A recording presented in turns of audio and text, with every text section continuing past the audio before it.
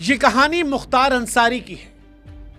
ये कहानी उस माननीय अपराधी की है जिसके नाना ब्रिगेडियर उस्मान देश के लिए शहीद हुए और जिनका नाम आज भी भारतीय सेना की बहादुरी और बलिदान की मिसालों में लिया जाता है।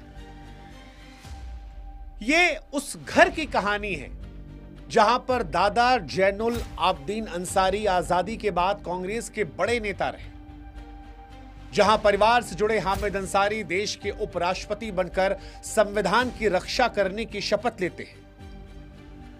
यह उस खानदान की कहानी है जहां राजनीति कोई अपराध नहीं, परंपरा थी, सत्ता कोई सपना नहीं, विरासत थी। लेकिन फिर उस घर से एक शख्स निकला जिसका नाम था मुख्तार अंसारी और जिसने संविधान की किताब की नहीं बल्कि बंदूक की नाल को अपनी पहचान बनाई। हमको जानते हो या हम भी दें इंट्रोडक्शन?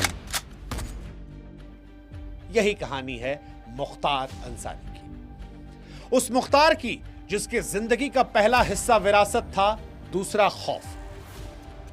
धीरे धीरे वही खौफ उसकी असली पहचान बन गया। ये वो आदमी है जिसने एक निर्वाचित विधायक पर सरेआम गोलियां चलवाई और उसके बाद उसकी लाश से उसके बाल नोचकर उसकी चोटी को काट लिया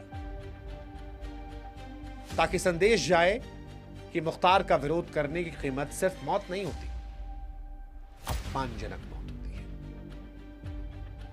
सोचिए, जहां नाना ने देश के लिए गोली खाई वहां पोते ने राजनीति के लिए गोलियां चलवा दी। जहां परिवार के लोग कानून की रक्षा के लिए शपथ ले रहे थे, उसी घर का एक बेटा कानून को डर की भाषा में बदल रहा था। यह फर्क था विरासत और विकल्प का।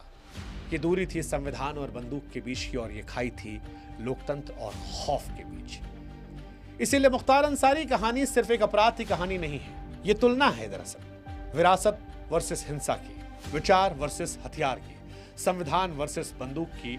और यही तुलना इस कहानी को और डरावना बनाती है क्योंकि मुख्तार गरीबी से निकलकर परेशान होकर मजबूरी में हथियार नहीं उठाता है। उसके घर में रोशनी पहले से थी, लेकिन रोशनी में रहकर उसने